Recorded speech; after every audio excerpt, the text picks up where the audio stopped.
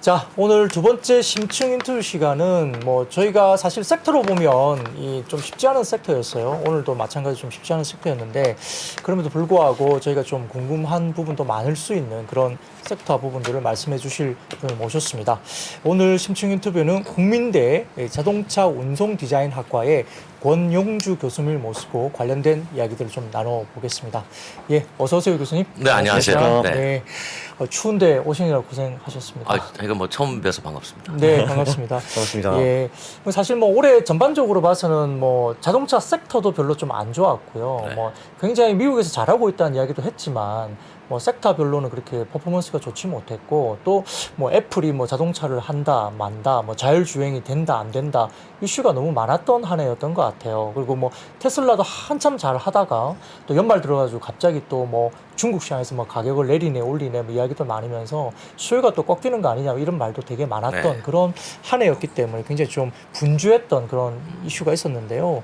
사실 뭐 현대자동차가 미국에서 이제 누적 판매량 1,500만 대 돌파를 했다. 그리고 네네. 뭐 1986년 처음 뭐 미국에 시장한 지 36년 만에 뭐 처음이다. 뭐 의미가 있다고 보이는데 뭐 이 의미를 이제 사실 주가는 그렇게 반영을 못 하고 있는 것 같거든요. 네. 근데 이 관련된 이 이야기가 어느 정도의 의미가 있는지 우리가 어떻게 이걸 좀 해석해야 될지 좀 궁금합니다. 뭐 제가 주식하는 사람은 아니어서 네. 주식적으로 분석은 못하지만 네. 가만히 생각해 보면 미국에 처음 진출한 게 1986년도예요. 네. 그때 네. 이제 네. 엑셀이라는 차로 예. 들어갔죠. 초창기에 생각보다 잘 됐어요. 우리는 이제 뭐 거의 한 40년 전 이야기니까 네. 잘 모르고 있지만 그때 엑셀로 들어가서 첫 해에 몇 대 팔았냐면 16만 대를 팔았어요. 네. 어마어마하게 많이 판 겁니다. 그리고 1987년에는 국내는 한참 시끄러울 때죠. 네. 근데 그때 미국이 26만 대를 팔았어요. 오. 상당히 인기가 좋았는데 근데 한순간에 이제 내리막을 걷죠. 왜냐하면 품질하고 서비스가 뒷받침이 못 됐던 거예요. 그래서 네. 한국산 차는 싸구려 차. 음. 그런 인식으로 내리막이 됐었는데 그래서 이제 절치부심해서 1989년도에 캐나다 몬트리올에다가 공장을 짓죠. 네. 북미에다가 공장을 지어서 아예 현지 공략을 하겠다. 근데 6년 만에 실패합니다. 네. 소나타를 만들었는데 안 팔렸어요. 그러면서 이제 다시 생각한 게 이런 거죠. 2005년에 그러면 미국에서의 시장이 커가는데 한국에서 만들어서 계속 확대를 해야 되는 거냐. 네. 그럼 가격 경쟁력이 문제가 생기니까 미국에 공장 짓자. 네. 그래서 뭐 다들 기억하시겠지만 2005년도에 엘라바마에다가 이제 공장을 짓고 진출을 하잖아요. 이때 공장을 짓기 전에 2002년도에 획기적인 걸 하나 내놓죠. 다들 기억하시고요. 10년 10만 마일. 미국에서 네네네. 현대차 사는 사람은 개런티 해주는. 10년 10만 마일. 이게 네. 어마어마한 네. 히트를 쳐요. 네. 이건 자신감이 아니면 못하는 건데 어쨌든 이걸 계기로 이제 히트를 치고 2007년에 누적 판매 500만 대를 네. 달성을 아우. 하게 되고 2015년에 이제 1000만 대를 네. 됐죠. 오. 그러니까 불과 한 10년도 안 된 세월에 이제 더블이 된 거예요. 그리고 이제 네. 7년 음. 걸렸으니까 지금 1,500만 대까지 되는 이 500만 대씩 늘어나는 게 상당히 짧아진 거죠. 네네네. 네. 이 얘기는 그만큼 미국에서의 점유율 확대가 생각보다 빨라지고 있다라는 걸 하는 거니까 의미가 나름대로 있는 거죠. 사실 이제 뭐 도요타나 우리가 국내에서는 뭐 예를 들어서 뭐 도요타 말고의 다른 일본 브랜드들을 국내 분들은 사실 그렇게 많이 안 타시는 분이긴 하지만 네. 미국의 현지 점유율만 놓고 보면 뭐 도요타야 워낙 높은 네. 점유율을 갖고 있고 그 외에 뭐 우리가 다른 알고 있는 다른 닛산이나 뭐 다른 자동차들도 중국 시장 점유율이 미국 시장 점유율이 거의 10%대 정도 육박하니까 현대 기아를 합쳐도 사실은 그 비슷한 수준이잖아요. 그렇죠. 지금 뭐 7% 네. 8%대 수준이니까. 예, 그 정도니까 뭐 실제 일본 업체가 사실 한국에서 좀 안 보일 뿐이지 미국에서는 엄청나게 팔리고 있는 거잖아요. 그러니까 그거를 네. 이제 그렇게 생각하면 되는데 우리가 이제 한 4, 5년 전만 해도 점유율이 네. 4.5%, 5%가 네. 채 안 넘었어요. 네. 네. 근데 그게 지금 7%, 8% 올라간 거니까 네. 그렇게 보면은 음. 뭐 단기간에 이제 잘 성장을 한 거고 여기서 이제 핵심은 뭐냐면 가격이에요. 네. 그러니까 예전에는 일본 차보다 한 10에서 15%는 항상 저가에 네. 포지션을 시켜서 판매를 했었는데 지금은 도요타보다는 조금 저렴하긴 하지만 네. 혼다 차하고는 거의 비슷해요. 네. 가격이. 그러니까 그래도 판매가 되고 있고 음. 혼다보다 실질적으로 판매 대수가 더 많다라는 얘기도 있으니까 네. 이제는 미국에서 옛날에 이제 과거에 싼 차 이런 이미지는 완전히 벗어났구나. 이제 그렇게 보는 거죠. 그러면 별로 싸지도 않은데 미국 시장에서 잘 먹히고 시장 점유율이 늘어나는 그 이유는 무엇인가요? 경험이죠. 네, 그러니까 이제 항상 그렇잖아요. 자동차 회사가 어느 나라든지 처음에 진출을 할 때 네. 그 나라의 시장 분석을 하잖아요. 네. 그 나라 시장 분석을 했을 때에 어떤 제품을 적절히 투입해야 될까를 할 텐데 기본적으로 선진 시장에 갈 때는 항상 저가 차종을 먼저 가져갑니다. 네. 그런 다음에 품질 좋고 가격이 저렴한 거를 인식을 시켜놓고 그 다음에 이제 하나씩 고가 차종을 투입하는데 우리가 이제 제네시스 브랜드 같은 경우에도 이제 미국에서 판매를 하고 있잖아요. 네. 그런 거는 이제 미국 내에서 과거에는 연소득이 얼마 안 되는 사람들이 사던 차 인식이 있었는데 그 인식이 많이 달라진 거죠. 네. 네, 그래서 이제 한국 차는 그냥 값싸고 좋은 차가 아니라 이제는 괜찮은 차야라는 인식이 확대된 것이 그게 주요했고 그다음에 이제 미국은 전통적으로 SUV가 강한 나라잖아요. 네, 맞습니다. 미국에다가 이제 뭐 산타페라든가 투싼이라든가 그런 차종을 현지 생산으로 일찍이 투입한 것도 많은 효과를 거두게 된 배경이죠.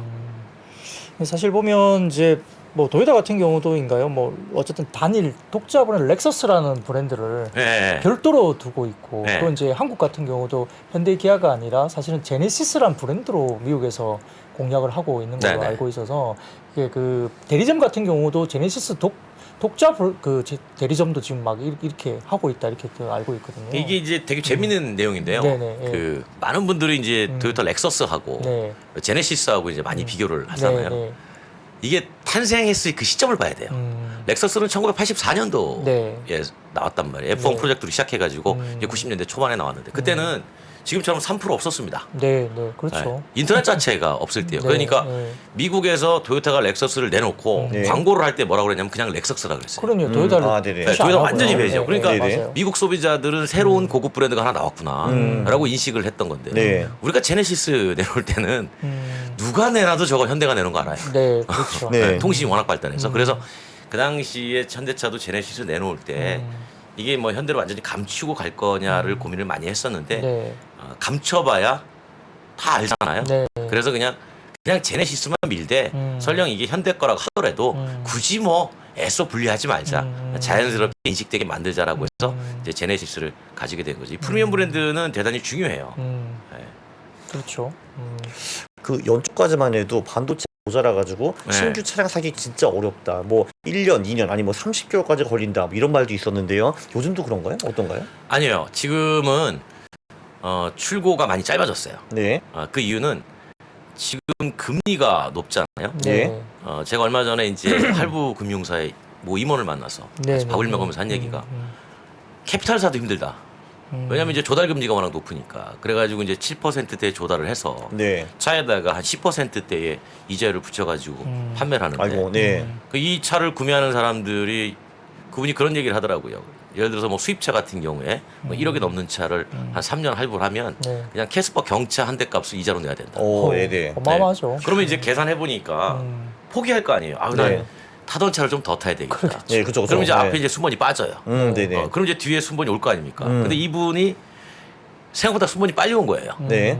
아니 내가 사실은 1년 기다리라고 그래서 1년 뒤에 난 뭐 내 나름대로 경제적인 계획도 세우고 구매하려고 그랬는데 이렇게 빨리 차를 주신다고 하면 지금 금리가 높아서 저도 거절하겠습니다. 아. 이런 식으로 점점 더 하다 보니 빨라지네요, 그러면? 빨라지는 네. 거예요. 그러면 수요 거품이 좀 빠진다고 봐야 되는 그렇죠. 겁니까? 지금 이제 계약이 한 30% 정도는 빠졌어요. 그러니까 그게 사실 자동차 업종을 지금 짓누르는 게 그런 것 같아요. 네. 기존의 대기 수요가 네. 거품이 좀 사라지는 걸로 가는 거 아니냐. 금리 부분도 있고 그렇죠. 또 이중 그 대기. 그러니까 뭐 예를 들어서 이 여기도 차종을 걸어놓고 저기도 했는데 걸어놓고 예, 이렇게 너무 늦게 나오니까 비슷한 걸로 여기 이것 중에 하나라도 빨리 나오면 타겠다. 그래서 이런 빨리 수요가 좀- 나오면 다른 거 취소하고. 네, 그래서 중복 보통 수요가 이제 좀 우리가 있었다. 자동차 그 신차 대기가 길다 할 때 허수 계약을 한 20% 봐요. 네, 아, 네네. 맞아요. 그런 이야기도 있었다고 하더라고요. 중고차 가격도 조금 빠지겠네요. 신규 차를 얻기가 쉬워졌으니까. 그런가요? 어떤가요? 중고차 가격은 그렇게 안 빠져요. 아, 그렇습니까? 네, 중고차 가격도 올라가고 있는데 이 중고차 같은 경우에는 되게 재미나는 현상이 벌어지죠. 네. 신차급에 가까운 중고차는 인기가 되게 좋은데 예. 그렇지 않은 차들이 가격이 떨어져야 정상이거든요. 네. 근데 그렇지 않은 차들의 가격은 조금씩 다시 올라가고 있어요. 이 얘기는 찾는 사람이 많다는 얘기잖아요. 예. 근데 찾는 사람이 많이 찾기도 하지만 중고차도 금리가 높아요. 아, 네네. 똑같은 현상이 벌어지고 있는 거죠. 그러니까 아마 조만간에 조금씩 다시 빠질 가능성이 높아요. 근데 뭐 여러 가지 이제 신차도 그렇고 중고차 가격이 이런 것들이 이제 사실 미국의 인플레이션을 자극하는 이슈였기 그러니까요. 때문에 네. 사실 저희 입장에서는 좀 빠져주는 게 뭐 인플레이션을 좀 낮추는 어떤 항목이기 때문에 중요한 섹터일 수도 있습니다.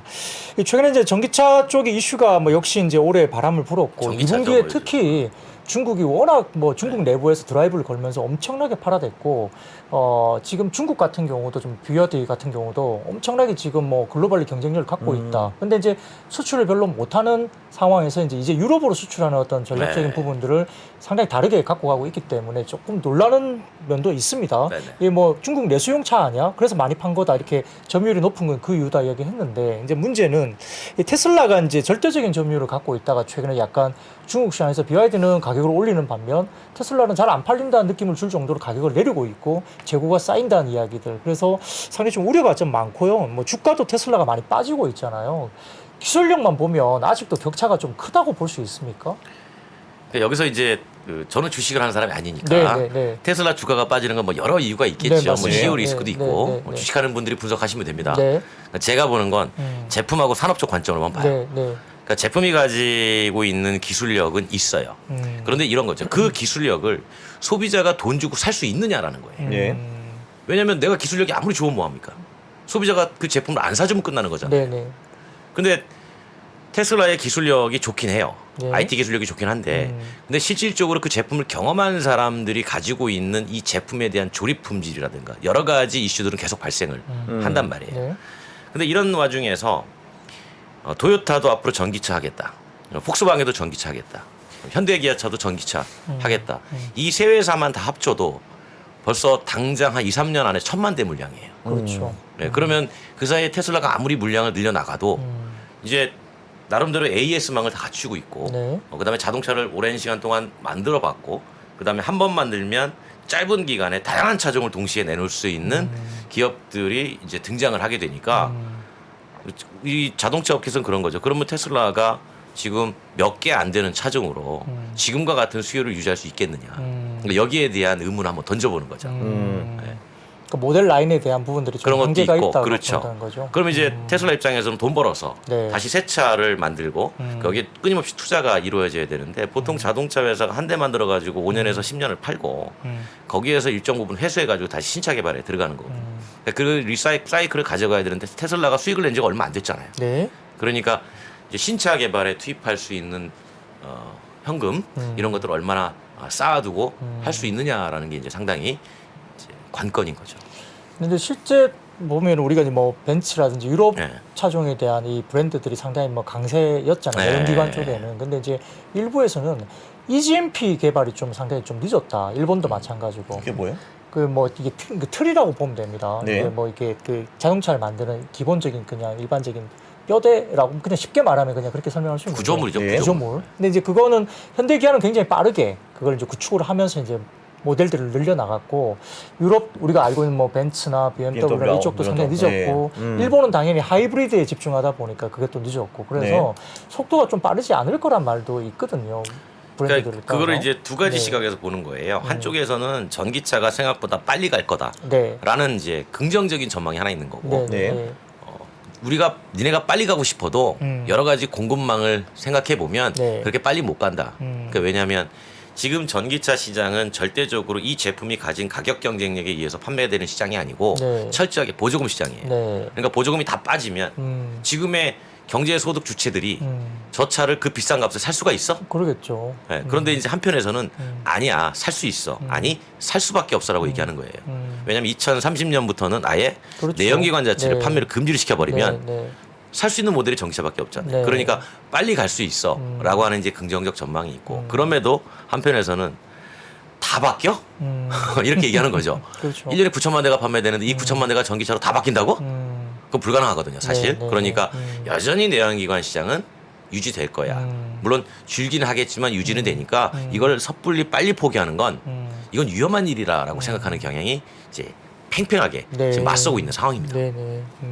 사실 이 기술력이라는 단어가 좀 추상적인 단어이긴 되게 추상적이에요. 하고, 물론 네. 그리고 이제 저도 전기차를 모르긴 하지만 이제 보통 생각하는 거는 아 테슬라가 굉장히 앞서 나가고 다른 회사들이 뒤쫓고 있다 뭐 이런 생각을 막연하게 많이 하는데 현대 기아는 기술력이 어느 정도 그럼 와 있나요? 그러니까 여기서 기술력의 기준이 네, 뭐 IT 관점으로 보느냐, 예, 아니면은 그 자동차가 가지고 있는 기계적인 관점, 뭐 승차감이 좋거나 네. 이런 게 더 좋은 것이냐, 아니면은 그 안에 뭐 인테리어가 디자인이 뛰어나고 여러 가지 척도가 있잖아요. 네. 근데 확실히 테슬라 제품이 IT적 관점에서 보면 조금 앞서 있는 건 사실이에요. 네. 그런데 자동차라는 그냥 순수한 제품, 전기로 가는 전기차가 아니고 그냥 글자 자동차, 카, 네, 이 카. 제품 관점에서만 보면 네. 그렇게 앞서 있는 건 아니에요. 아, 네네. 예. 근데 IT 쪽은 그래도 꽤 앞서 있다고 볼 수 있나요?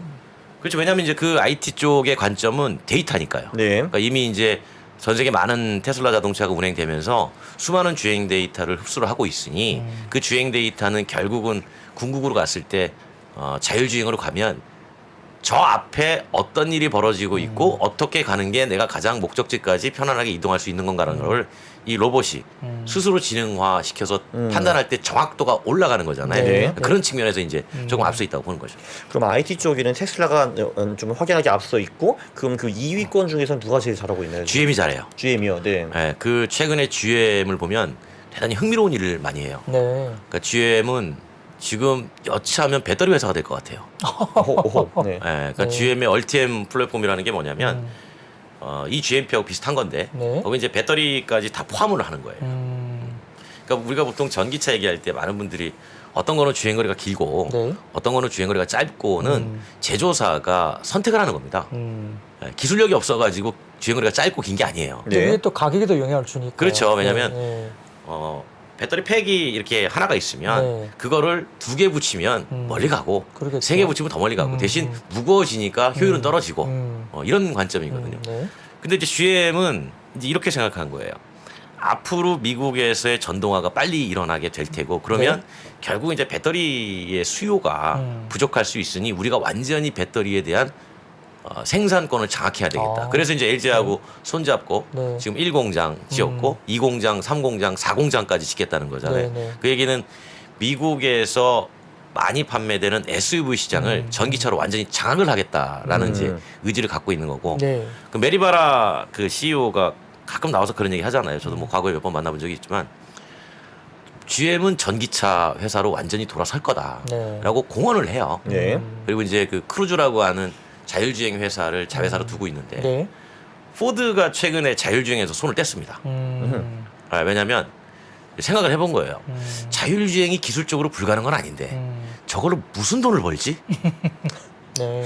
아니 한번 두 분 한번 생각해 보시면 네. 자율주행 갖고 어떻게 돈을 벌 수 있을까? 뭐 있어요? 그 구독으로 가겠죠. 뭐 예를 들어 뭐 소프트웨어 업그레이드를 해서 네. 소프트웨어별로 그러니까 이렇게 가격을 따로 여기서 이제 만든다. 본질은 뭐냐면 네네. 자율주행을 사시겠어요? 그건 조금 더 지켜봐야 될 것 같아요. 그죠? 아직까지는. 그게 이제- 저는 살 것 같네요. 네. 네. 아니 근데 이동만 하실 거 아니에요. 네. 운전 안 하고. 예.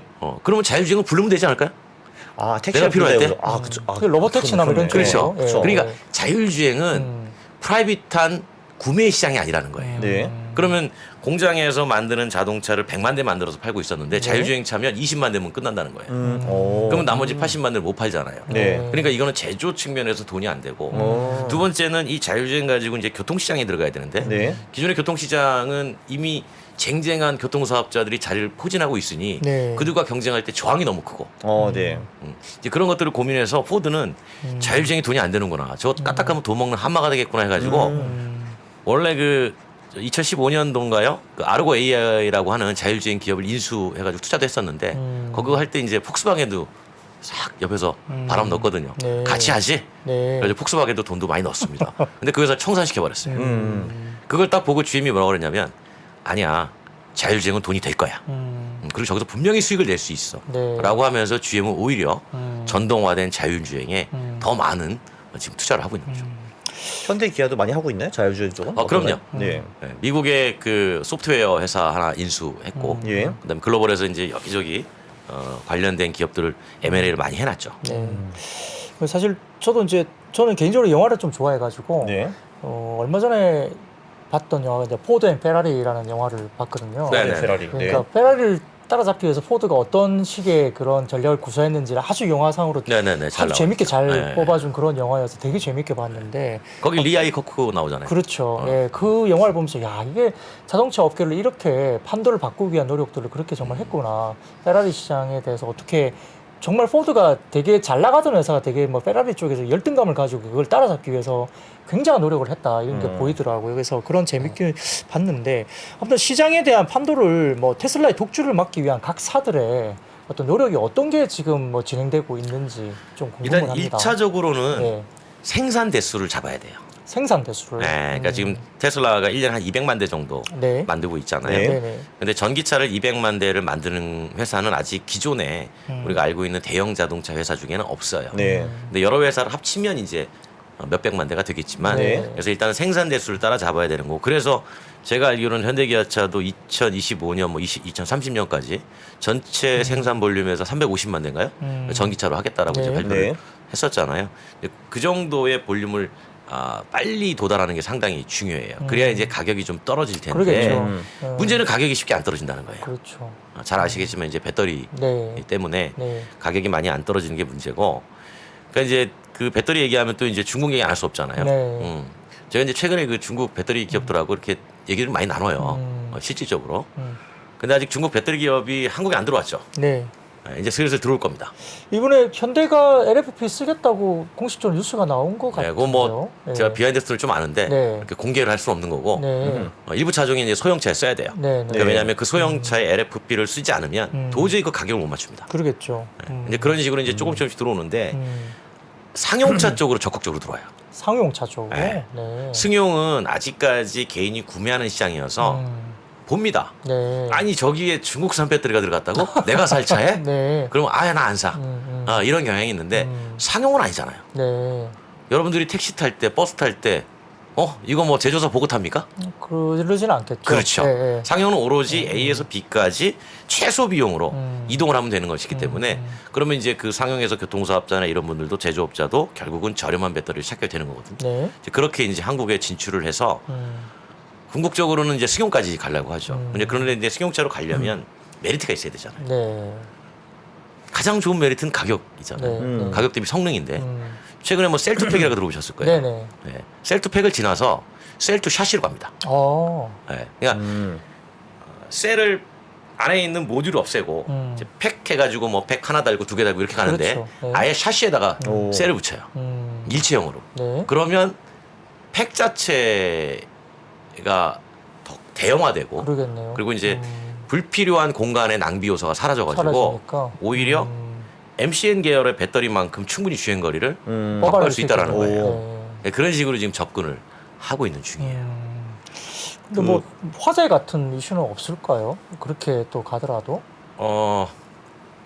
열 효율 때문에 이제 열 폭주 때문에 화재가 나는 거잖아요. 네.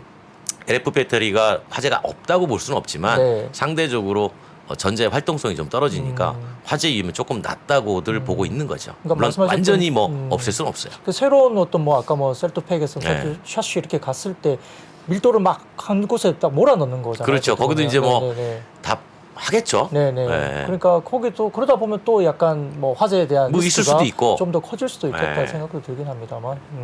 그러네요. 그 뭐 요즘 그 이제 인플레이션 감축법 그 얘기를 이제 안 할 수가 네. 없잖아요. 올해 이제 핫 이슈니까. 네. 그래서 요번에 뭐 마크로 대통령이 바이든한테 뭐 가가지고 이제 IRA가 문제가 많다 뭐 하면서 뭐 행정부를 압박을 했다고 하는데 그 대충 뭐 어떤 얘기인가요, 이게? 네. 그게 이제 그런 거죠. 프랑스도 미국에다가 전기차 수출하고 싶은데 네. 프랑스 전기차 만들어요. 네. 근데 이제 미국이 보조금 안 준다 그러니까. 네, 그렇죠. 야 바이든 너 그럴 수 있어? 너 그러면 이제 미국 차 유럽에 못 들어오게 할 거야. 약간의 그런 항의성인 거죠. 그러니까 근데 이 IRA의 본질을 우리가 이제 좀 봐야 되는데 예. 제가 이제 관련해 가지고 얘기들을 많이 하는데 유럽에서 최초의 자동차가 만들어졌잖아요. 네. 1886년도에 물론 그 이전에 이제 쭉 유럽에서 먼저 시작이 됐는데 네. 그 자동차 산업을 가지고 패권을 쥔 건 미국이에요. 네. 포드가 대형 생산에 성공을 하면서 그렇죠. 엄청난 많은 기름 소비와 세계 정유 시장을 지배하고 산업을 지배해 가지고 지금까지 온 거예요. 지금도 전 세계 자동차 생산량의 거의 1등이 미국. 예, 물론 중국이 지금 더 많이 만들고 있지만 중국을 네. 배제하면 이제 미국이 많이 네. 만든단 말이에요. 그랬는데 어느 날 내연기관 시대가 영원할 거라고 생각하지 않았지만 생각보다 전기차가 빨리 전환되고 있는데 가만히 보니까 중국이 치고 올라오는 거예요. 네. 이래서는 안 되겠구나. 그러면 자동차의 패권은 미국이지. 우리가 어떻게 중국한테 패권을 내줄 수가 있어? 자존심도 있고. 자존심의 문제인 거죠. 네, 맞아요. 그래서 미국이 이제 전기차로 돌아서니까 미국이 전기차 산업 활성화하려니까 미국에서 만들어. 네. 이렇게 된 거고 그러다 보니 한국에서 만들어 수출하던 우리는 우리가 무슨 죄입니까? 중간에 그렇죠, 뛰었죠. 그렇죠. 네. 네, 맞아요. 그 불똥 튀어가지고 네. 정부가 가가지고 뭐 바이든 대통령한테 한국을 좀 예외로 해주세요. 그래서 지난번에 1차 의견 네. 개진하라고 했을 때 네. 좀 우리는 3년 동안 적용을 안 해주면 안 됩니까? 그랬더니 이제 미국에서 그랬죠. 그거는 입법사 아니야. 그러니까 미국 국회가 또 법을 만들어야 돼. 그러니까 안 돼. 그래서 이제 2차 의견을 내라고 해서 네. 우리가 2차 의견을 냈죠. 그 의견이 뭐냐면 그 IRA법에 보면 영업용 승용 전기차는 네. 보조금을 준다고 돼 있어요. 맞아요. 네. 네. 네, 그러니까 이제 영업용에 대해서 개념을 확대한 거죠. 우리가 보통 영업용 그러면 렌탈, 네. 리스 있잖아요. 예. 우리가 이제 여기 추가로 하나 요구했죠. 우버도 영업용이다. 아, 네네. 미국에서는 개인이 사가지고 우버를 뛰니까 그렇죠. 그 네. 개인이 사는 것도 영업용이니까 그거는 좀 허용해 달라. 그러면 우리가 우버 쪽에다 개인한테 많이 팔 수 있으니까. 그만큼에도 물량이 꽤 될 그렇죠. 테니까. 네, 그래서 네. 그쪽을 해달라고 지금 얘기를 해놓고 이제 기다리는 중인 거죠. 근데 사실 뭐 조맨친 의원 상당히 좀 약간 얄미운 사람으로 좀 느껴지는데 뭐 친서까지 써가지고 그걸 또 반대한다는 식의 또 의견서를 내면서 또 그 조맨친의 지역구가 또 도요타 공장인가요? 있는 지역구라서 아주 그냥 일본 편을 드는 듯한 그런 어떤 행보를 또 보이면서 약간 또 이렇게 목리를 부리고 있는 모습인데 결국 이제 이 법안 때문에 국내의 이제 전기차 판매량도 최근에 좀 영향을 받았을 것 같다는 느낌도 좀 들거든요. 우리나라 내의 네. 전기차 판매가 영향을 받은 게 아니고 네. 미국 내 전기차 판매는 이제 지난 8월부터 네. 법안이 발효가 됐으니까 네네. 그러니까 법안이 발효될 걸 알고 있었어요. 네. 알고 있잖아요. 그러니까 네, 네. 미국에 나가는 물량을 조금 조절해서 결과적으로 이제 그 8월 이후에 네. 전기차 판매 대수가 조금 줄었으니까 아. 그걸 가지고 이제 언론에서 IRA 때문에 뭐 차 판매가 아. 줄었다 이렇게 확대 해석을 한 거였고요. 그럼 현대기아가 일부러 좀 물량 조절을 그렇죠, 일부러 그렇죠. 한 건가요? 네, 왜냐면 현대기아 이제 그게 측에서? 공장에 생산해가지고 배에 실어가지고 네. 옮길 때 걸리는 이 시간 다 감안하거든요. 네. 그 미국에 도착해서도 내륙 물류 따라서 뭐 각자 대리점까지 가는 이동 시간 네, 네. 이런 거 다 감안했을 때 물량 조절을 한 측면이 좀 있고 왜냐하면 지금 이 물량 조절을 해도 괜찮은 게 네. 미국에 간 물량이 부족한 게 아니고요. 유럽으로 많이 가요. 오히려. 네, 그러니까 유럽은 지금 엄청나게 많이 수출 많이 해요. 네. 그러니까 어차피 유럽은 부족한데 네. 미국은 저 제한법이 나와 있으니 네. 미국 가는 거 좀 줄여가지고 유럽 보내자. 그래서 유럽으로 많이 내보냈죠. 아. 그럼 전체 볼륨은 그렇게 꺾이지는 그렇죠. 않은 네네네. 상황이다. 네. 아직까지는. 그렇죠. 근데 이제 미국 같은 경우에는 이제 내년부터는 네. 이제 본격적인 영향이 있을 걸로 예상이 되니까. 그러니까요. 그래서 뭐 최근에 잘 아시겠지만 현지 공장을 준공을 6개월 뭐 앞당기겠다 이런 네. 얘기도 나오고 네, 네. 또 이제 현대의 미국에 음. 있는 그 경영자가 음. 우리 자꾸 음. 이렇게 하면 공장 안 지을 수도 있어. 네. 이렇게 나름대로 한번 투정도 한번 해보고 그런 상황인 거죠. 그 배터리 같은 경우도 이제 미국산 배터리나 핵심 광물을 어느 정도 써야지 보조금 받을 수 있다 이런 것 같은데 네. 한국은 그거 받기가 좀 어렵잖아요. 가격 경쟁력에 문제가 좀 생길 것 같은데 어떻게 보십니까? 그러니까 이제 그런 거예요. 미국이 중국을 뛰어넘어서 전기차 패권을 가져오려고 다 보니까 네. 이게 뭐 단순히 배터리 만들고 미국에서 완성차 만들고 이런 거는 얼마든지 IRA 같은 법으로 충분히 산업을 만들어낼 수 있겠는데 흥미로운 거는 그렇게 해서 만들어내는 배터리에 들어가는 소재를 봤더니 이게 최다 중국에서 와요. 아, 네네. 그러면 중국이 어느 날 미국에서 만드는 배터리에는 내가 소재를 안 줄게 네. 라고 하면 아예 차를 못 만들잖아요. 네. 그러니까 이거에서 이제 벗어나야 되겠다고 생각을 했는데 이 벗어날 수 있는 방법이 없어요. 미국도. 예. 그러면 이제 벗어날 수 있는 방법이 뭐냐면 일단은 미국에서 배터리를 만들되 여기서 이제 그 중국산이 아닌 소재를 써야 되잖아요. 네. 그럼 이제 중국산이 아닌 소재는 첫 번째 쓰는 건 허용을 해줍니다. 아. 예. 배터리 첫 번째 소재 쓰는 건 허용해줘요. 예. 지금 현실적으로 안 받으면 못 만드니까. 그렇죠. 네. 예. 대신 그것을 쓰고 나서 그 배터리에서 소재를 다시 추출하면 그 추출한 국가를 원산지로 인정해줄게. 예, 그러니까 우리가 이제 여기 이제 아이오닉 5가 국내에 돌아다니잖아요. 네. 이제 다 하고 나서 거기에서 소재를 추출했어요. 네. 그건 소재는 메이드 인 코리아입니다. 그거는 미국에 줄 수 있어요. 이제 그런 식으로 이제 조달을 하려고 하는 거죠. 그래서 네. 미국이 생각하는 건 광산을 많이 쥐고 있는 게 이게 중요한 게 아니라 그 광산에서 나오는 물질을 한번 배터리에 쓸 수 있게 가공을 할 거 아니에요. 네. 그 가공의 80%를 중국이 갖고 있어요. 네네. 그러니까 그 가공을 탈피를 해야 되겠다.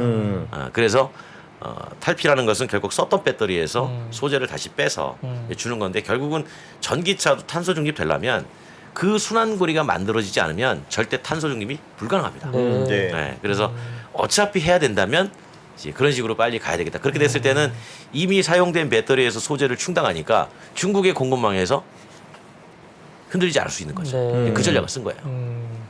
뭐 그렇다면 최근에 이제 뭐 배터리 기업들은 뭐 소재단도 그렇고 이제 뭐 원산지나 이런 것도 중요하고 네. 중국 이외의 다른 뭐 호주라든지 그렇죠. 그런 네. 쪽에서의 광물을 확보하는 전략. 근데 그렇죠. 그쪽도 또 중국 업체들이 또 많이 또 사가지고 광산 많이 샀어요. 보유하고 중국이. 있기 때문에 또 그것도 나랑이 있고 또 일부 나라들은 또 뭐 아예 그쪽에서 또 수출을 안 하겠다 자국의 또 보호 때문에 뭐 그런 쪽도 있기도 하고요.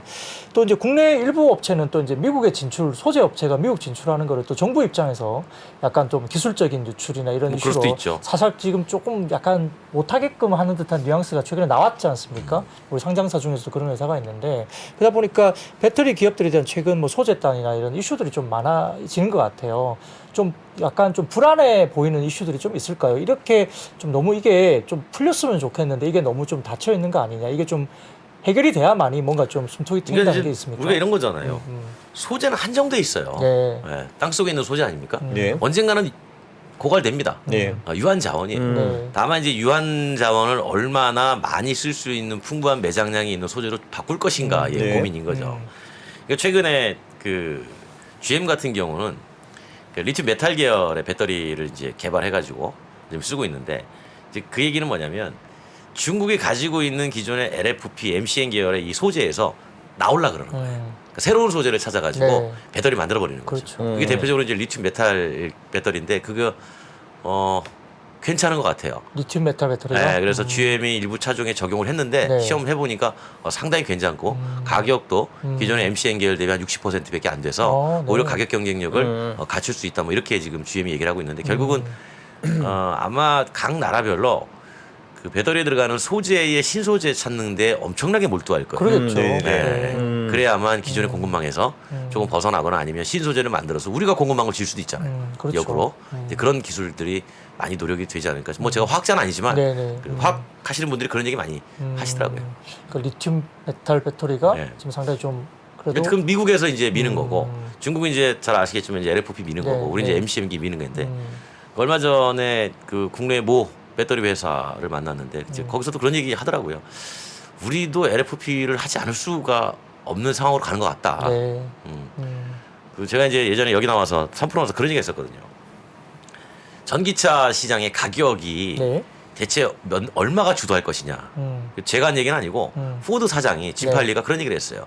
25,000달러. 25,000불. 25,000달러에서 살아남지 못하면 네. 그냥 사라지는 거다. 아, 네네. 네. 근데 이게 보조금도 없이 그냥 한 대가 25,000달러. 근데 지금 우리가 국내에서도 가장 글로벌에서 가장 많이 판매되는 내연기관차도 사실 25,000달러예요. 네. 네. 그러니까 소득이 갑자기 늘지 않잖아요. 네, 그렇죠. 그러니까 보조금을 다 배제했을 때 순수하게 차값이 25,000달러가 되려면 네. 결국은 배터리 값을 낮춰야 돼요. 네네. 그러니까 이제 배터리 쪽에 가격 낮추는 소재를 끊임없이 찾아갈 수밖에 없는 거죠. 굉장히 어려운 숙제인 것 같은데요. 네. 제가 어렸을 때만 해도 이제 그때 내연처밖에 없었으니까 이제 그쵸. 석유가 이제 고갈된다. 50년 남았다. 50년 남았다. 맨날 이랬는데. 지금도 있어요 교과서에. 아, 그런가요? 석유는 네. 50년 뒤에 고갈된다고. 아, 그렇죠.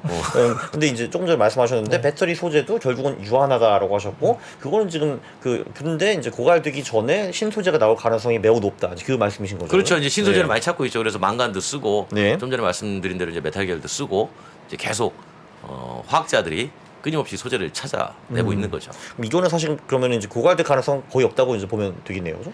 그렇죠. 어떤가요? 그렇게 쓰면 이제 고갈되기 전에 전환되는 거죠. 아, 네네. 딴 걸로. 네, 네. 다른 걸로 전환되는 건데 그래서 배터리 전기차는 궁극적으로 친환경이 아니라고 보는 시각이 그래서 수소 쪽에서 그래서 나오는 거예요. 네. 네, 수소는 순환 가능한 자원이지만 배터리는 순환 가능한 자원으로 삼기에는 아직까지 문제가 있는 거 아니냐라고 하지만 또 이쪽에 배터리 쪽에서는 아니야 이거 분명히 재처리하고 재유수하면 재처리해서 충분히 다 뽑아내 가지고 다시 쓸 수 있으니까 이것도 친환경이야 라고 이제 주장들을 하고 있는 거죠. 그럼 지금 조금 전에 이제 수소를 언급을 하셨는데 요즘엔 전기차 하니까 수소차 얘기를 별로 많이 안 하잖아요. 네. 그쪽은 좀 어떻게 돌아가고 있습니까? 수소차가 안 팔잖아요. 네. 물량이 너무 없으니까. 물량이 없어 안 파는 게 아니고요. 살 사람이 없어 안 파는 겁니다. 뭐 그렇기도 하겠죠. 네. 근데 너무 없어요, 한국에도. 네네네. 그러니까 이제 근데, 수소를 이제 이렇게 보는 거죠. 수소를 열심히 하는 나라가 이제 우리하고 일본인데 네. 네. 그 두 나라의 공통점이 있습니다. 첫 번째는 둘 다 기름이 안 나요. 네, 그리고 둘 다 기름을 사옵니다. 네. 그러다 보니까 우리랑 전혀 관련 없는 이슈에 기름값이 올라가면 충격을 그대로 받아요. 네네네. 이란의 히잡 이슈가 있는데 아니 그런 얘기 나왔었거든요. 이란의 히잡 이슈가 있어가지고 만약에 이란 정부가 국내의 문제를 국외로 대외적으로 돌리기 위해서 만약에 뭐 또 호르무즈 해협을 뭐 어찌어찌 하는 이런 얘기 나오면 네. 국제유가가 올라가잖아요. 네. 그냥 충격 받잖아요. 우리. 네네네. 그러니까 그렇게 충격을 받는 것. 또 한 가지는 앞으로 국가가 탄소 배출을 하지 않아야 된다라는 대전제. 그 다음에 그랬을 때 이 두 가지를 충족할 수 있는 에너지가 뭐냐라고 봤더니 그 나라에서 만들 수 있는 게 그냥 수소였던 거예요. 네. 그래서 이제 에너지 관점으로 수소는 접근한 거지 이동수단 탈 것의 개념으로 접근한 건 아니에요. 다만 우리나라는 수소를 자동차 회사가 먼저 한 것뿐이에요. 네. 그러니까 우리는 자동차 회사가 하다 보니까 자동차를만 생각을 하는 거고 일본은 그렇지 않습니다. 일본은 정부가 수소의 생산, 저장, 유통을 갖춰놓고 그 다음에 토요타가 미라이를 얹은 거예요. 근데 우리는 자동차 회사가 먼저 수소차를 만들고 뒤늦게 정부가 생산, 저장, 유통을 하는 구조로 가다 보니 우리는 수소차만 생각하는 거죠. 네. 그러니까 뭐 약간 순서가 바뀐 듯한 그렇죠. 그런 근데 거네요. 궁극은 똑같다는 거죠. 자, 그러면 이제 저희 뭐 셀 업체도 마찬가지고 이제 뭐 소재도 마찬가지고 미국과 이제 조인트 벤처라든지 합작 법인을 많이 이제 그렇죠. 할 수밖에 없는 네. 구조입니다. 그 궁극적으로 우리한테 정말 도움이 되는 게 맞는 건가요? 그러니까 이제 네. 배터리 회사는 네. 안정적인 공급처를 찾아요. 네. 네. 근데 자동차 회사는 역시 안정적인 납품처를 찾습니다. 네. 근데 어떤 변수가 생길지 서로 모르잖아요. 네. 그러다 보니까 이제 배터리 회사하고 완성차 회사하고 둘이 합작을 하는 거예요. 네. 이게 서로가 윈윈이죠. 네. 하나는 안정된 공급, 하나는 안정된 납품. 그렇게 해가지고 리스크를 줄이는 거죠. 그렇다고 자동차 회사가 당장 배터리 셀을 만들기에는 너무 장벽이 크죠. 네. 그렇다고 배터리 회사가 자동차 만들기에도 장벽이 커요. 그러겠죠. 네, 그러니까 서로 안정된 방법은 이제 합작으로 가는 거죠. 근데 그러면- 흥미로운 건 네. 그 전기차는 배터리 회사들은 언제나 느껴요. 우리가 차 만들고 싶다. 네. 그러니까 자기들이 만든 배터리를 자기들이 만든 차에다 넣어가지고 시장에다 팔고 싶어합니다. 그 위험한 발상인가? 그 위험한 발상이긴 해요. 네, 그런데 네. 지금 방향이 그렇게 가고 있어요. 네. 그러니까 그 폭스콘 같은 경우에 애플 그 만들어주잖아요. 네. 폭스콘이 자동차 위탁 생산 전문 기업으로 이제 네. 진화를 했잖아요. 네. 그런데 CATL도 자동차 만듭니다. 네. 이제 만들 거예요. 네. 그럼 이제 CATL이 무슨 배터리 회사가 자동차를 만드냐? 네. 이런 거죠. CATL이 만드는 자동차는 완성차가 아니에요. 음. 기본적으로 샤시를 만들어요. 아. 아까 제가 이제 셀투 샤시라고 했죠. 네.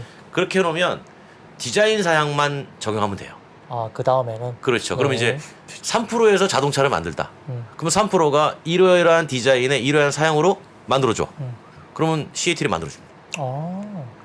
그 돈 주고 사오기만 하면 돼요. 우리 여기서 마진 붙여서 팔기만 하면 됩니다. 네. 그러니까 이런 식으로 이제 진출을 하는 거예요. 그렇게 만들어 주다 보면 이제 자기네 브랜드로 이제 하나씩 빼죠. 그러니까 완벽한 완성차를 만드는 건 아니고. 그렇죠. 처음에는 네, 이제 네. 샤시로 시작을 해서 나중에는 완성차로 갈 가능성이 있어요.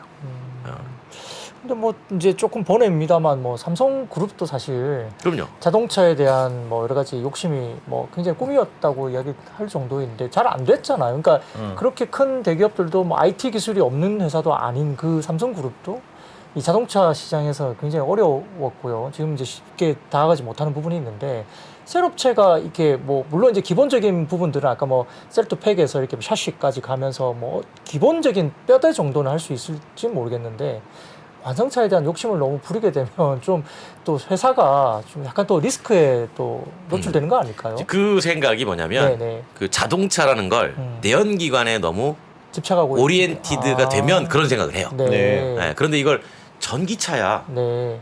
이게 무슨 내연기관이야? 라고 생각하면 쉽게 말하면 집에 있는 인공 청소기 있잖아요. 네. 그거 확장판이야. 아. 라고 생각하면 쉽게 접근해요. 음. 그래서 이제 최근에 그 재밌는 일이 벌어졌잖아요. 소니하고 네. 일본의 혼다하고 둘이 자동차를 잘 만들었습니다. 네. 소니, 혼다 모빌리티. 그 회사가 이런 거죠. 혼다는 전통적으로 자동차를 잘 만드니까 니네는 팔다리를 하거라. 그러니까 사람을 자동차로 비유하면 네. 니네는 팔다리, 관절 이런 거 잘 만드니까 네. 니네는 팔다리를 만들어. 음.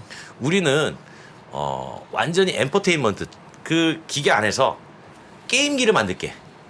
안에 넣을 수 있는. 네. 그런 어차피 것들. 운전 안 한다는 전제하에 네. 안에서 게임기를 만들게. 네. 네. 그래서 소니는 그렇게 들어간 거예요. 그러니까 이게 처음에는 각자 잘하는 영역으로 들어가는데 요게 이제 점점점 확장이 되면 나중에는 소니가 우리도 직접 우리 브랜드 하나 내볼까? 이렇게 갈 수 있는 거고 혼다는 반대로 우리 그냥 배터리 쪽으로 뭔가 좀 해봐야 되는 거 아닌가? 이런 생각을 충분히 할 수 있다라는 거죠. 그 배터리사들도 적극적으로 움직이고 있고 소재사들도 발을 맞춘다 이런 말이 많이 들리는데 그 사람들은 어떻게 배터리 소재 공급망을 지금 구축하고 있나요? 제가 질문을 잘 이해 못했습니다. 아, 네.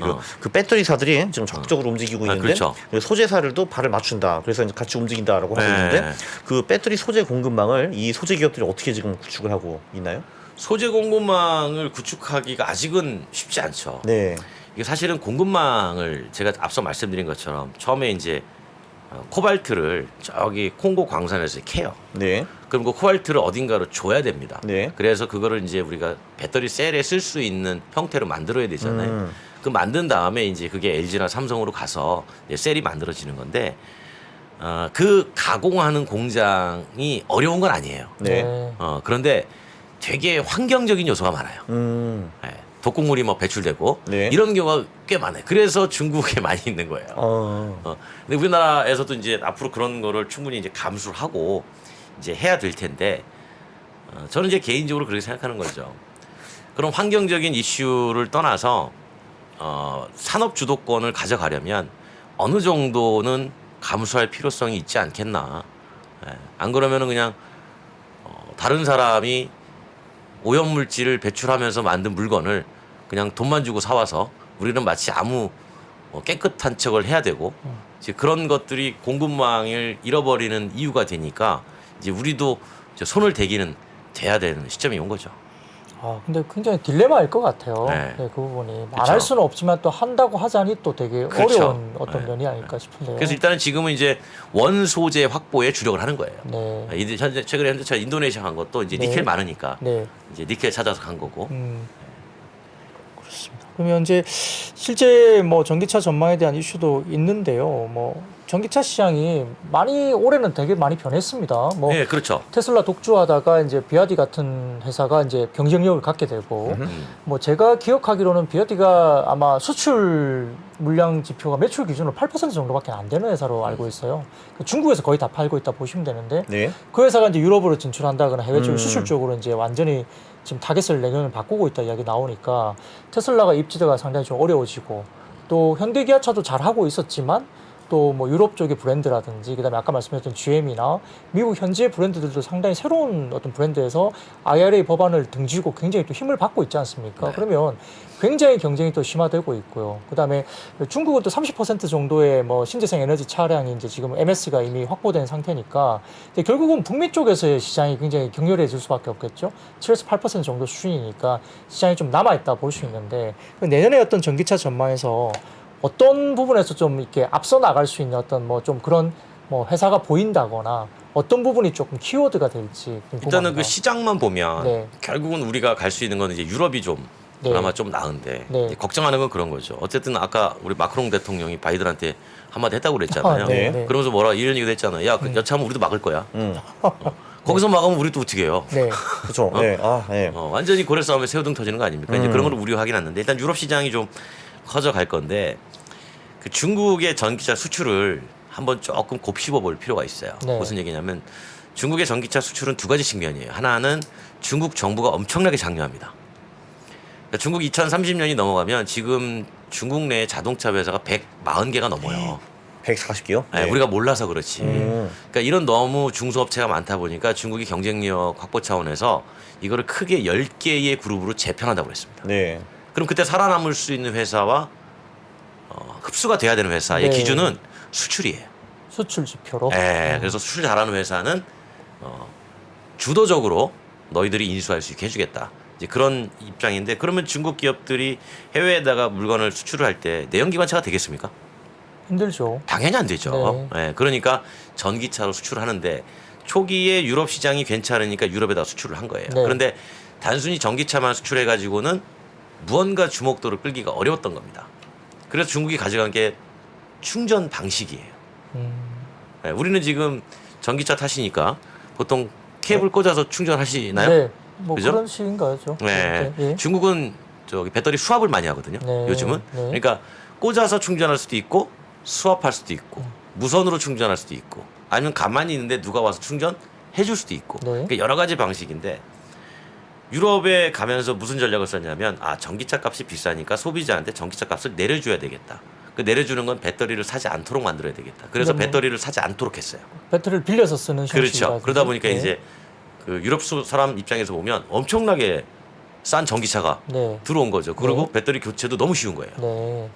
그래서 지금 니오 같은 경우에는 헝가리나 오스트리아 그쪽에다가 열심히 하고 있고 얼마 전에 제가 본 뉴스는 이제 독일에서 교체식 사이트를 어디 한 동네 20개 깔겠다 이런 얘기도 나오고 노르웨이에 그 전기차 있는 협회에 아는 친구가 있어가지고 물어봤어요. 야 중국 그 배터리 교체식 전기차 노르웨이에서 어떠니 그랬더니 인기 폭발이야. 그래요? 이렇게 얘기해요. 가격적인 면 때문에 그렇죠. 그럴까요? 네. 그런 측면으로 보면 이 충전 방식으로 네. 유럽 시장을 좀 점령하겠구나. 이제 우리도 그러면 고민하지 않을 수가 없겠구나라는 생각을 해보는 거죠. 조금 전에 중국에 그 자동차 업체가 140개 있다라고 하셨는데 그게 다 완성차는 아닐 거고 뭐 티어 1, 2, 3 합쳐가지고 140개인가요? 아니 완성차. 완성차가 140개가 있어요? 네, 중국에? 그러니까 우리가 모르는 게 되게 많아요. 네네. 예. 네. 오잉? 예. 조그맣게 동네에서 어마어마하군요. 뭐 1년에 몇천 대 만드는 회사도 있고. 네. 네. 그리고 그리고 뭐 로컬 맥주도 아니고 로컬 자동차 업체들이 되게 많나 보네요. 그러네요. 그죠? 네. 뭐 수제 자동차인가요? 140개면? 그러니까요. 정말 신기하네. 어마어마한 숫자인데요. 네. 그러니까 뭐 올해 출시된 신차도 그렇고 사실 IRA 법안이 그때 나왔을 때 보면 네. 미국의 현지 브랜드들이 신차를 모델들이 낼 때 그 시점으로 알고 있거든요. 그렇죠. 그러다 보니까 이제 그 모델들을 밀기 위한 뭐 전략적인 어떤 법안이 시점이었다라고 이야기가 많이 됩니다. 내년 정도에는 신차 쪽에서 좀 이렇게 우리가 눈여겨봐야 될 뭐 어떤 브랜드나 신차가 있을까요, 모델이? 일단은 그 네. 글로벌에서 보면 네. GM이 전기 신차를 많이 내놓을 거예요. 아, 네네. 내년 정도. 네. 그 실버라도 그러니까 GM 그 미국에서 잘 팔리는 SUV, 네. 특히 픽업 네. 그쪽 중심으로 좀 많이 내놔서 GM이 이런 거죠. 우리가 뭐 얼마나 GM이 맨날 테슬라 빨리 추격한다라고 얘기는 나왔지만 별로 액션이 없었거든요. 네. 근데 이제 본격적으로 내년에 이제 액션을 하기 시작할 것 같고 뭐 잘 아시겠지만 뭐 현대기아차도 본격적으로 이제 할 것 같고 도요타가 재밌어요. 도요타가 아까 말씀하신 것처럼 하이브리드로 최대한 시장을 길게 가져가려고 그랬는데 네. 자꾸 주변에서 니네 안 하냐? 네. 니네는 안 해? 네. 이런 식으로 자꾸 이제 자극이 들어가고 하다 보니까 그리고 막상 도요타도 보니까 생각보다 빨리 가는 거예요. 네. 그래서 안 되겠다 싶어가지고 이제 지난 3월에 전기차 전략 발표하고 내년부터 본격적으로 이제 추진을 하게 되면 폭스바겐이 뭐 이미 하고 있고 네. 그러니까 크게 보면은 자동차 많이 만드는 1위에서 4위까지 그러니까 GM, 폭스바겐, 토요타, 현대기아까지 이 큰 앞에 있는 4개의 그룹이 전기차를 이제 폭발적으로 만들어내기 시작하니까 어떻게 보면 경쟁은 더 치열해질 거예요. 음. 그럼 테슬라의 마켓 점유율이 굉장히 조금 떨어지죠. 떨어질 거예요. 네. 그러니까 대수는 늘어날 수도 있지만 네. MS는 떨어질 수 있죠. 네. 성장 면에서는 확실히 성장률이 약간 완만해질 그렇죠. 수 혼자 있는, 먹던 네. 시장을 그러니까요. 이제 한 100년 동안 쟁쟁하게 내연기관 만들어왔던 회사가 우리가 있잖아. 들어가 줄게. 들어오는 거니까. 네. 많지 않은 시장이 정말 될 거예요. 네. 그 전기차 시장 파이는 전 세계적으로 어느 정도 성장하나요? 내년에? 올해가 900만 대 보거든요. 네. 연간. 네. 내년에 한 300만 대 더 늘어나서 1200만 대 정도 네, 네. 봅니다. 근데 이제 1200만 대도 배터리 공급이 원활하다는 전제하에. 아, 네네. 예. 혹시 뭐 자동차 투자하시는 분들이 좀 꼭 기억해야 될 그런 아이디어 혹시 있으신가요? 어떠세요? 주식을 제가 안 이런 하시지만. 질문을 받을 때 제일 힘들어요. 아, 네네. 일단 전 주식을 안 하기 때문에. 네. 근데 이제 그 주변에서 많은 질문을 받는데 항상 그래요. 가치 사슬에서 어떤 역할을 하는지 좀 보라고. 네. 그러니까 이를테면 제가 이제 수소 관련해 가지고 최근에 누군가가 이제 저한테 물어봐가지고 이랬거든요. 수소는 단순하게 자동차 관점으로 보지 말고 에너지로 봐라. 그런데 수소를 만들어낼 수 있는 기반이 단순하게 물만 있는 건 아니다. 쓰레기 매립장에서 나오는 부탄에서도 메탄에서도 얼마든지 수소를 분리해 쓸 수 있고 최근에는 이제 바닷물에 해양 쓰레기 있죠. 가끔 우리 해양 청소하면 막 밑에 그물 올라오잖아요. 네. 이거 다 플라스틱이에요. 네. 이거 열분해 가지고 나오는 기름에서 수소를 뺄 수도 있고 이런 여러 가지 이 방법들 그런 것들을 좀 보고 그렇게 해서 만들어진 수소가 어디에 저장이 되고 어디에 들어가고 이런 것들을 좀 가치적으로 하나씩 보면 이제 그 중에서 뭐 어떤 경우 상장도 있고 하겠죠. 네. 이제 그렇게 해서 보는 게 제일 좋다. 배터리도 마찬가지고요. 저 사실 조금 전에 좀 충격을 먹은 게 중국에서 그럼 지금 완성차 브랜드가 140개가 있다. 근데 그 전기차 완성차 브랜드를 만드는 게 그렇게 쉽나요? 예를 들면 뭐 3% 전기차 출시 이런 거 혹시 안 되나요? 3% 전기차 만드세요.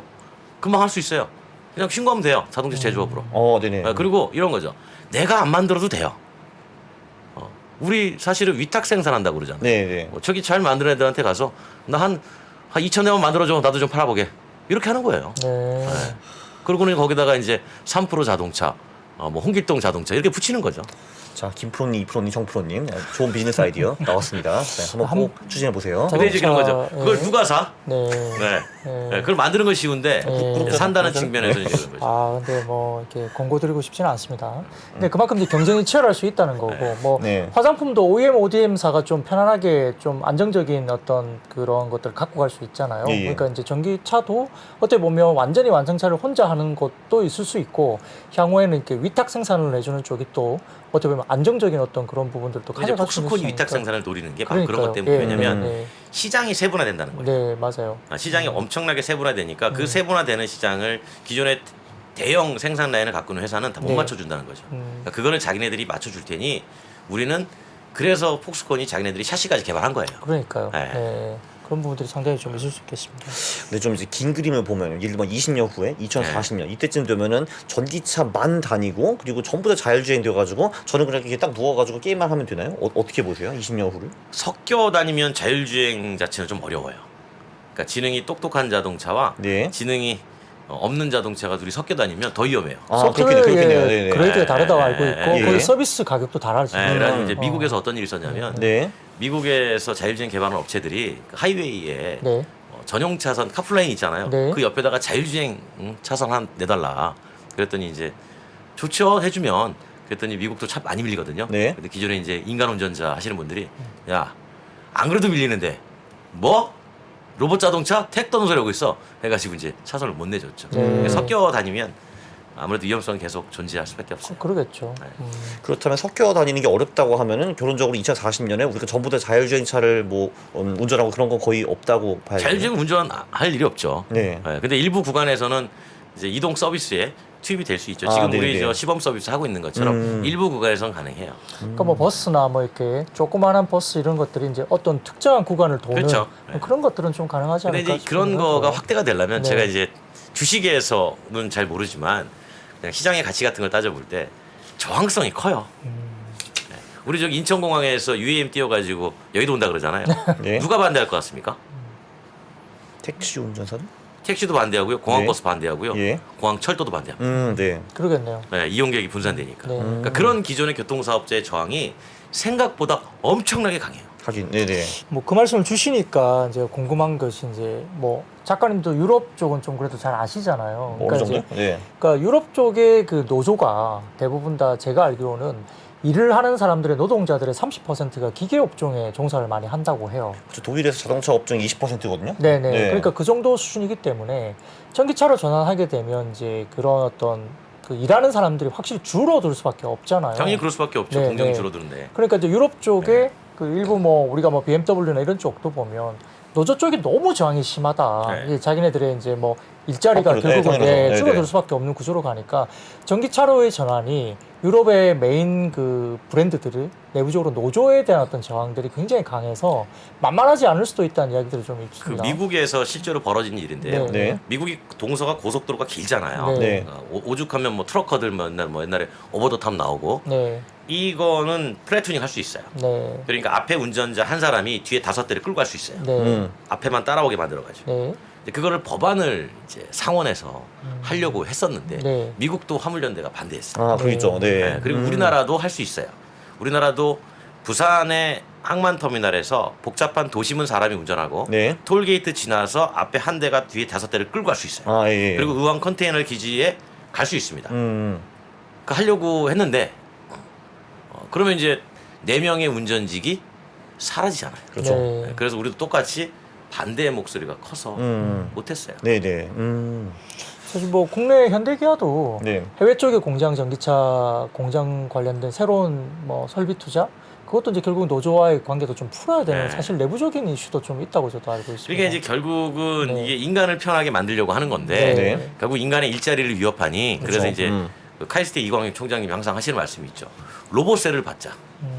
아 그렇죠. 로봇세. 네네. 자율주행 한 대가 나오면 네.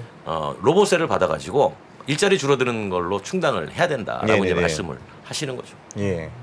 궁금한 게 하나 있는데 그 자동차 운송 디자인 학과에서 무엇을 배우는 겁니까? 아 저는 사실은 그 오해를 많이 받는데요. 네. 제가 저기 디자인 학과에 있다 보니까 제가 디자인하는 줄 알아요. 아 예. 전 디자인하는 사람이 아니고요. 네. 거기에서 이제 애들 모빌리티 트렌드, 그다음에 자동차 공학 기초 그쪽 합니다. 제가 전문 기자를 오래 해가지고 아 네네.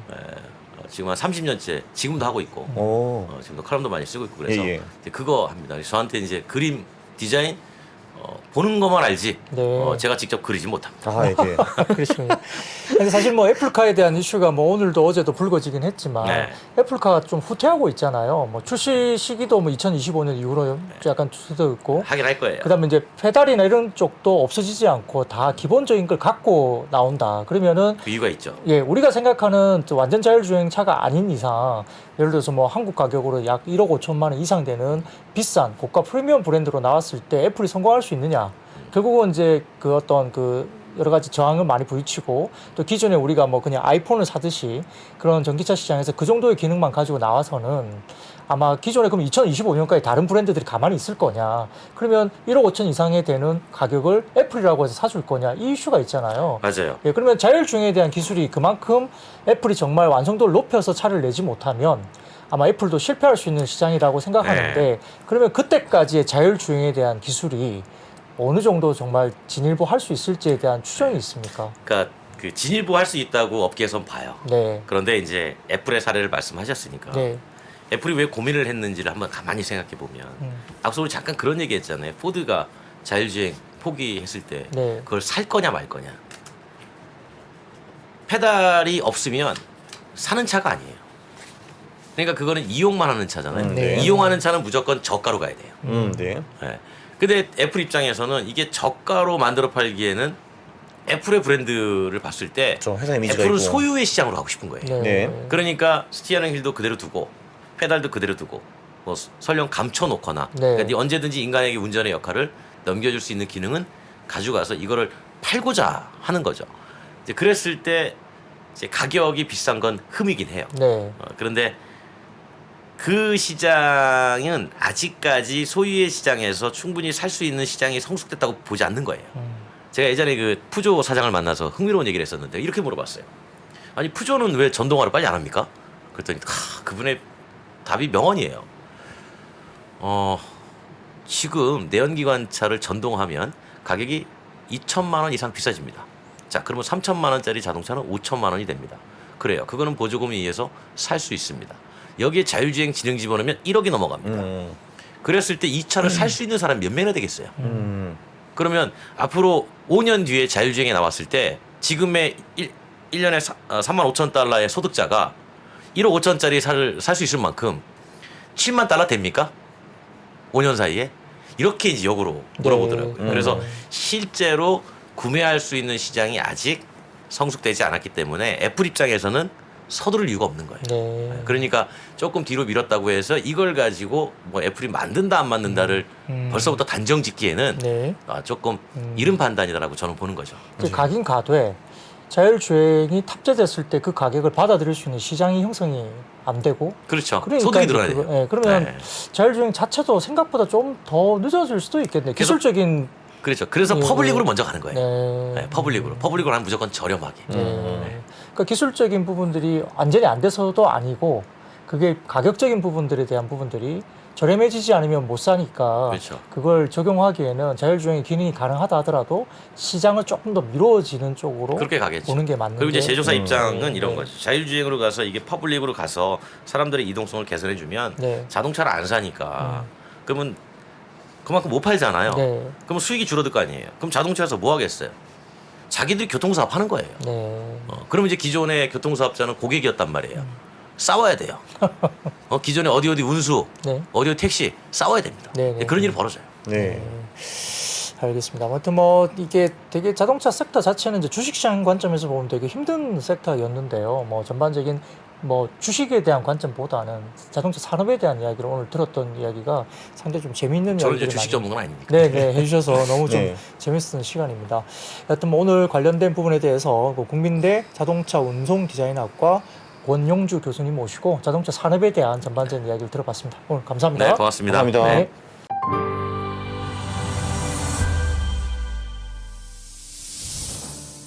주식 투자자 여러분, 바로 지금 더 늦기 전에 준비하셔야 됩니다. 2023년이 코앞으로 다가온 지금, 1분 1초가 아까운 지금, 그래서 망설이지 말고 시작해야 하는 지금, 아직 늦지 않았습니다. 반도체, 2차 전지, 인터넷부터 자동차, 바이오까지 2022년에 놓쳤던 투자 흐름을 한 번에 따라잡고 2023년의 기회를 이번엔 절대 놓치지 마세요. 3프로TV 2023 베스트 투자 전략 12월 31일 다시 없을 혜택이 종료됩니다.